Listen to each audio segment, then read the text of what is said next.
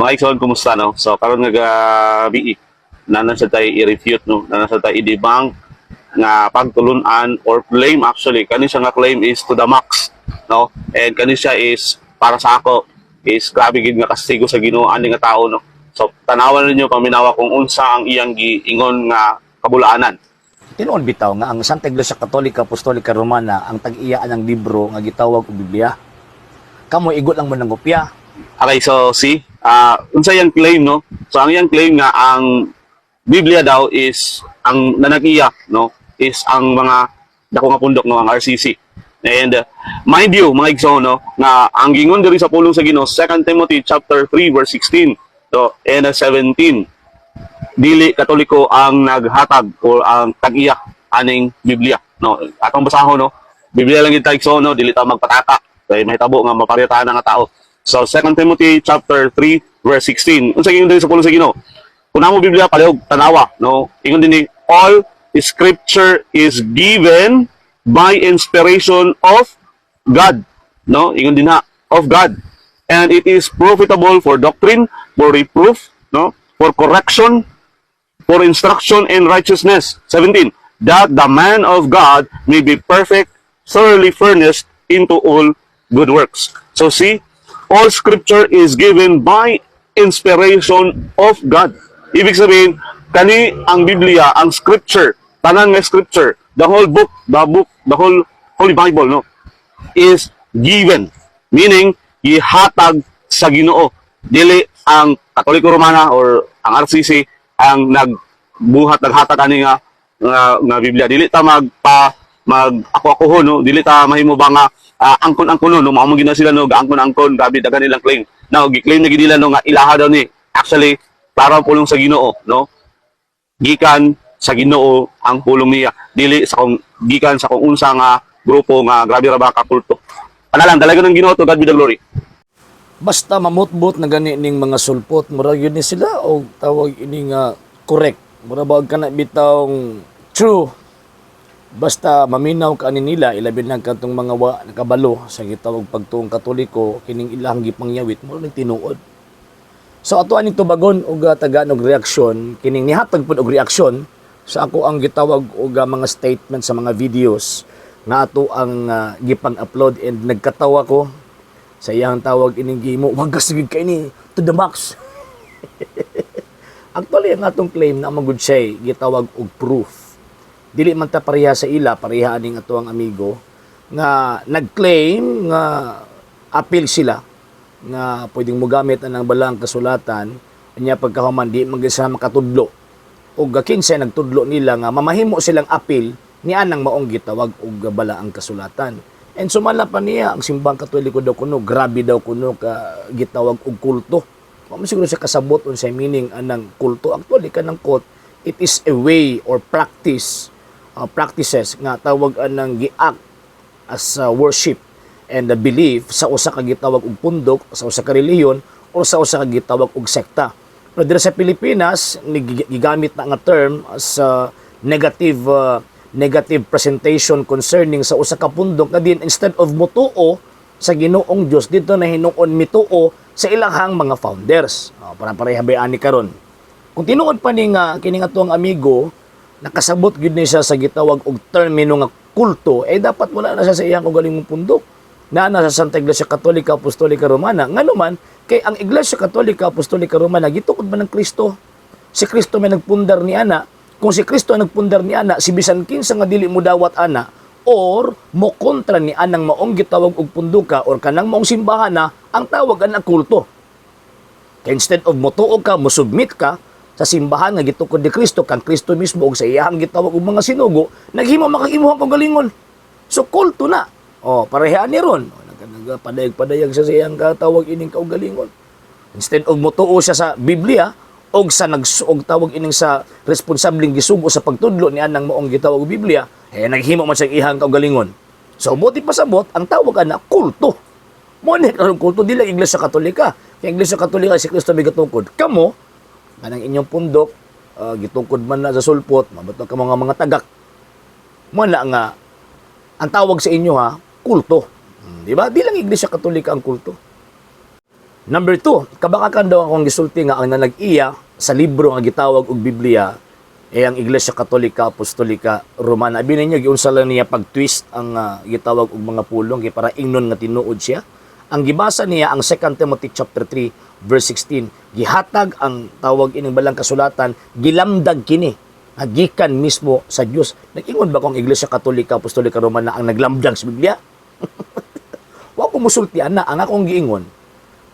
Tatog tinaw kong ingon, tinaw pa.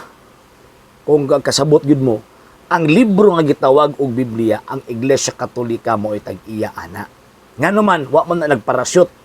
Yung langit pa dong kalibutan, naman siya responsable mga gisugo aron mamugna ng gitawag og Biblia.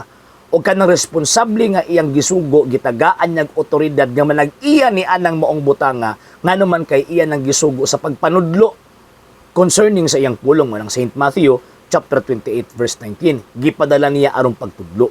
So kanang libro nga gituga sa Dios alang nila, kanang libro nga gituga o gihatag sa Dios alang nila, sila ang responsableng administrator or na nag-iya ni anang maong butanga nga gikan mismo sa Dios. Kay kanang pundok nga gipasakupan ni anang maong mga tawhana, iya man sa Dios. Ana ba? Wa ko niingon nga ang Iglesia Katolika mao ang nag-inspired, no. Mali, ayaw i-twist ang tawag ining nakasulat sa balang kasulatan para isuksok ni may pangunahuna. Ayaw ninyo i-twist. Pagpamakak na o pagbutang-butang na. So again, ang Santa Iglesia Katolika Apostolika Romana ang nanag-iya sa libro nga gitawag og Biblia, nga naman kay di na magawas ng Biblia, di na mag-exist ang libro nga composed of Old and New Testament nga giusa o gitawag og Biblia kung walang Iglesia Katolika Apostolika Romana. Gani, kung sumang gani kay mo muingon nga ang Biblia pulong sa Dios. Wa man na mabasa sa Biblia. Di man na mabasa sa Biblia nga ang Biblia pulong sa Dios. Di ka makabasa na. Tagay daw ko nyo si Tasbe. Nga namulong ang Kristo, namulong ang mga apostol nga ang Biblia pulong sa Dios. Wala. Di ka makabasa na inspiration. Pero never or nung ka nga niingon ang balang kasulatan nga ang Biblia pulong sa Dios. No. Kasi minasulti ana nga nito ang mga Katoliko og apil pud mo. Ituo pud mo. Napusukuhan pa ba ka na bitaw nag-apil-apil pud mong tuo ba? Kisa man ang namulong ana nga ang Biblia pulong sa Dios, ang Santa Iglesia Katolika Apostolika Romana. Kung dili pa iya sa Dios ang Iglesia Katolika, ug dili pa siya na nag-iya ni anang maong gitawag og Biblia nga gikan mismo sa Dios, dili siya makadetermine na kana pulong sa Dios. Di mo motuo na kana pulong sa Dios. Kung tinuod gyud mo nga nasubak sa Iglesia Katolika, ayaw mo tuo nga ang Biblia pulong sa Dios. Nga naman kay again ang nanudlo, ang pinakauna, ang promotor, ang tawag ining origin sa pagtudlo nga ang Biblia that composed of Old and New Testament, ang simbahang Katolika mo oy nagtudlo ni ana. Kung wala ang Katoliko, wala mo. Kung may Katoliko, why Biblia pulong sa inyong tuuhan? Pagbasa na kong history, kaya pa di kang pataka, ako pasangilan pa yung kunin mo, nga ako itawag ini nagpataka, sakitan lang mo, nga naman sa hinungdan nga, di ninyo madawat ang kamatuuran, nga ang origin sa gitawag og Biblia, kagikanan sa maong libro, ang simbahang Katolika. Walay lain. Wala di mo magamit ang 2 Timothy chapter 3 verse 16 against akong gisulti. No, sir, no, ma'am. Gani ang 2 Timothy chapter 3 verse 16 nagpamatuod sa Iglesia Katolika. Nga naman, siyempre, giya sa pagtudlo, kisay mo tudlo. Kamo, dili. Ang mutudlo niya, nagkatong gisugo niya, St. Matthew chapter 16 verse 18 and St. Matthew chapter 28 verse 19 to 20. O kanang mo mga tawhan na gipadala, Romans chapter 10 verse 14 to 15. So, but pasabot ko magbitbit kag Biblia, magtudlo ka mahitungod sa Biblia, nga wa kay koneksyon anang St. Matthew chapter 28 o Romans chapter 10 verse 14 to 15, bugos ka, piki. Ang pareha sa inyo ron, kutlo-kutlo mo Biblia, nya pagkahuman, may kalabutan anang Biblia, itawag anang idibang pa ninyo ang simbang Katolika nga mo na nag-iya na. Di mahog matawag sa inyo ha, bakakon, butbuton. Oh, pamutbut pa more. Kaya the more mga mamutbot, the more mga mapangka sa inyong butbut. Mo na nga ulaw kayo basta tawag ining mapangka. Again ha. Wala ko isupbak ang Biblia inspired written word of God.